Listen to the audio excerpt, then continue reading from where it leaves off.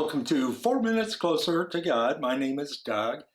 In discussing the flood, we get some information about why God flooded the world, and it was in order to cleanse it from abomination. Basically, it had gotten filthy in the hearts and minds of humans, but also they had done horrible things to the world itself, in part spurred on by angels who had fallen. And so where do we get that information? Genesis 6, 1-4 doesn't tell us a lot, except the sons of God came to the daughters of men and took them as wives and had a progeny who were giants in the earth. And these giants then took over and corrupted what was going on there. They became the men of renown. And so we don't have a lot of information about that. Well, we can go to commentaries, types of things in what's called the pseudepigrapha.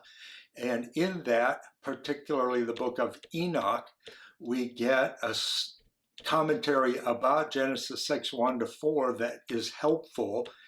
Even though it's not inspired, it gives us insight into what was happening at that time. And so there in Enoch, we see Peter has alluded to the book of Enoch. So 2 Peter 2 alludes to 1 Enoch 10, and Jude quotes Enoch. And so we'll talk about that momentarily. So 2 Peter 2:4 says, "For if God did not spare the angels who sinned, but cast them down to Tartarus," Tartarus is as far below hell as the earth is below heaven. So it's a deep abyssal place. God sent them to Tartarus and delivered them into chains of darkness to be reserved for judgment. And so we get that in 2 Peter, and he's talking about the righteous being given their due and the unrighteous given their punishment later on. And that is alluding to parts that come from Enoch 10. And so in that we see bind Azazel, one of the lead fallen angels, bind him hand and foot and cast him into darkness.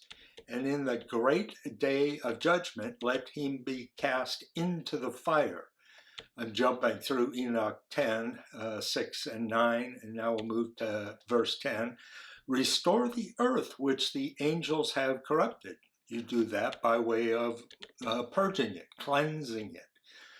In verse 16, then shall these angels be taken away into the lowest depths of the fire in torments, and in confinement shall they be shut up forever. So we have in Enoch and in Peter these exclamations about why it was so necessary for God to cause the flood on the earth. And we have then in Jude, quoting Enoch 1:9, "Now Enoch, who is seventh from Adam, prophesied about these men, saying, Behold, the Lord comes with 10,000 of his saints to execute judgment on all, to convict all who are ungodly among them of all their ungodly deeds which they have committed in an ungodly way, and of all the harsh things which ungodly sinners have spoken against him," being God. So that quotes from 1 Enoch 1:9, "Behold, he comes with 10,000 of his saints to execute judgment upon them and destroy the wicked and reprove all the carnal for everything which the sinful and ungodly have done and committed against him," being God. And so we have in this commentary, pseudepigraphal writings that are not scriptural, the idea of what actually happened with the fallen angels and humans and how they corrupted the earth and required the taint of that, the sticky tar kind of sinfulness of it, to be washed away in the flood.